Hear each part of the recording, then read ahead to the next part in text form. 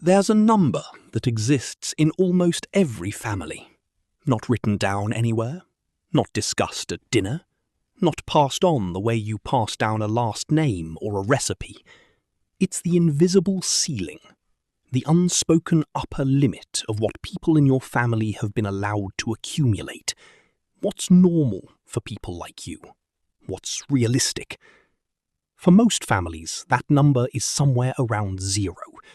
Not 0 as in broke, 0 as in no net wealth that survives the generation.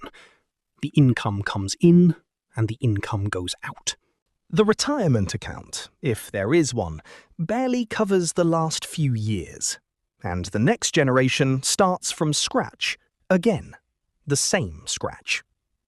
About 60% of Americans say their parents provided no financial advantage whatsoever. No inheritance, no wealth transfer, no head start of any kind. Just the same entry-level job market, the same student loans, and the same advice. Work hard, be responsible, and things will work out. That advice is not wrong. It is incomplete. Because working hard and being responsible is the minimum viable behaviour for staying in place. It is not the math that produces $1 million in a family that has never had one. That math is different, and nobody teaches it, because nobody in the immediate vicinity knows it. My name is Cole, and if you are the first person in your family seriously trying to build something that wasn't there before, subscribe and stay with me, because today we're going to run the actual numbers, not the inspirational version. The real version. Before we talk about the math, we need to understand what makes this goal different from every other financial goal. The top 10% of American families hold 67% of all wealth in this country. The bottom 50% hold about 2.5%. And the single largest predictor of ending up in the top 10% is having already been born into it. A Pew Research study found that 70% of people who grow up in the top quintile stay in the top 2 quintiles. The elevator is real. Most people ride it in the direction they started. Which means if you are genuinely the first, you are not just making better financial decisions, you are overriding a statistical gravitational pull that has been operating on your family for generations. That requires understanding exactly why the math fails most people who try it, and then not doing those things. It is not about income. It is about the gap between income and spending, sustained over time, redirected into compounding assets. 2 people, both 24. Both earn $62,000 a year. Both live in the same city. Both are showing up, working hard, not being reckless. Person A invests $500 a month into a total market index fund. Every month, for 30 years. At a 7% average annual return, the historical average after inflation, Person A has approximately $606,000 at age 54, starting from 0. But that assumes they never got a raise. If their income grows just 2% per year and they maintain the same savings rate, redirecting raises instead of spending them, the number crosses $820,000. And if, at year 10, they increase their monthly contribution from $500 to $800, just one modest raise redirected, the 30-year number crosses $1.1 million.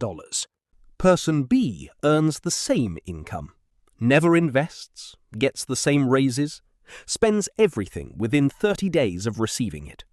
At 54, Person B has the same job, the same lifestyle, and approximately 0 in investable assets. Same income, same city, $1.1 million gap, created entirely by $500 a month at age 24 that Person A automated and Person B never started. It doesn't require a startup. It doesn't require inheritance, luck, or a stock tip. The reason most first-generation wealth builders fail is not that the math is wrong. It's that three specific things get in the way of executing it. Problem 1. The family tax. This is the one nobody puts in the financial planning books. When you are the first person in your family to have money, even a little, even a promising trajectory, the requests begin. Not malicious, genuinely need-based. A 2023 Merrill Lynch study found that 60% of first-generation wealth builders regularly give money to family members. The average annual transfer? Between $3,000 and $12,000. Here is what that means at a compounding level. $6,000 a year, redirected to family support rather than invested, is at 7% over 30 years, approximately $606,000 that never gets built. You didn't just give your sister $6,000, you gave away $606,000 from your 30-year balance sheet. Not because you're bad at math, because nobody ran the number in front of you when the request came in. The solution is not to cut off your family. The solution is to have an explicit, pre-decided monthly number, a family contribution line item in your actual budget, and treat everything above that number as money you don't have. Not money you're withholding, money that is already allocated to your future self and to the generation after that. The first millionaire in a family has to be mathematically disciplined about the one variable most likely to derail the whole project. Problem 2. The identity tax. When you grow up without money, your relationship with it is entirely shaped by scarcity, and then you start to accumulate some. You don't feel wealthy.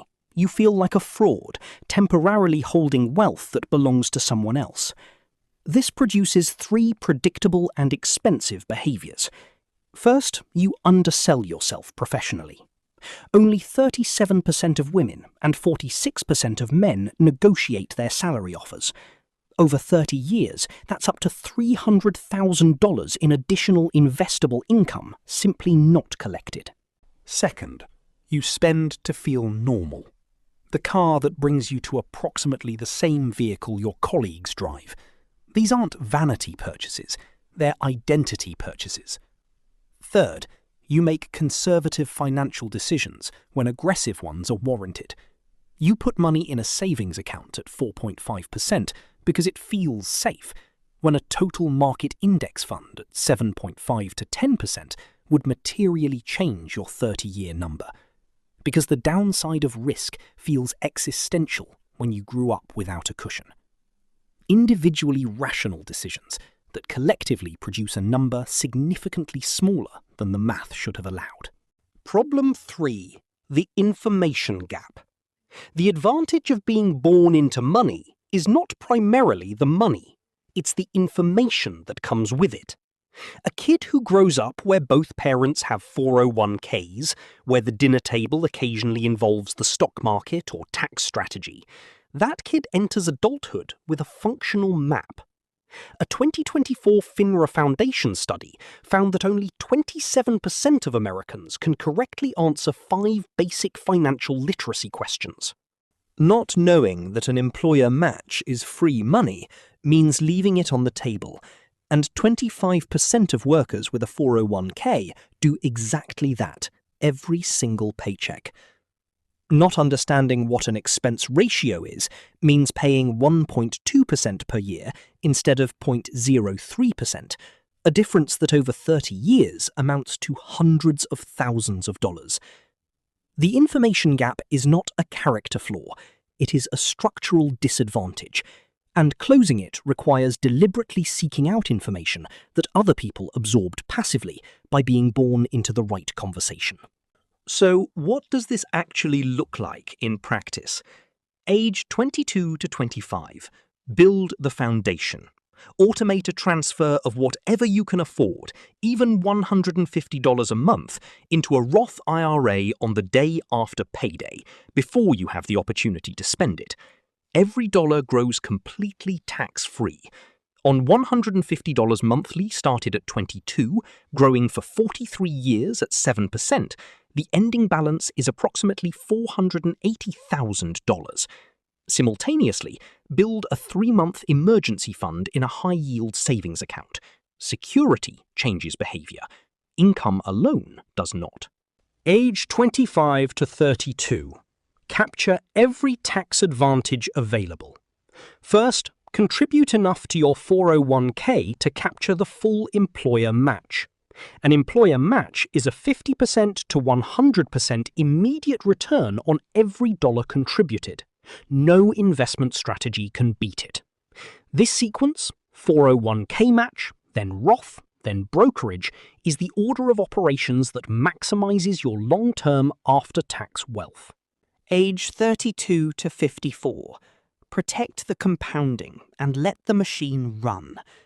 Goldman Sachs found that households who increased lifestyle spending by 20% after a raise delayed reaching millionaire status by an average of 11 years. Retail investors underperform the index by 1.5% per year, specifically because they sell during corrections. By age 45, a $600,000 portfolio at 7% is generating $42,000 per year in growth without a single new dollar added. The job is not to optimize. The job is to not interrupt. Let me give you the full picture. Person, 24 years old. Income, $62,000. Starting investments, 0. 30-year portfolio value, approximately $1,060,000. $1,060,000 from a $62,000 starting salary. No inheritance, no windfall, no extraordinary event. Just the sequence, maintained without major interruption over 30 years. And the most important thing they produced is not the number. It's a different starting line for the next generation. A kid who grows up in that household hears index fund and Roth IRA before they turn 12. There's a specific loneliness that comes with being the first. You're 26, your friends are buying the car and taking the vacation, and you're driving a car with 94,000 miles because the math says that's the correct decision, and nobody around you can confirm you're right. A 2022 University of California study found that first-generation wealth builders report significantly higher financial anxiety, even when their objective financial situation is more stable. Not because their finances are worse, because they are operating without the experiential validation that inherited wealth provides. The people who make it through are not the ones who felt the most confident. They are the people who kept moving anyway. The payoff is a version of your family's story that has never existed before. A different ceiling, a different starting point for the people who come after you. You didn't get that. You're building it from scratch. The math says you can. The first millionaire in a family is created by 4 things: consistent monthly contribution, automated, emergency fund, behavioral discipline, and a 30-year timeline not interrupted. Drop a like if this one connected. Subscribe, because this is exactly what we do here. See you in the next one.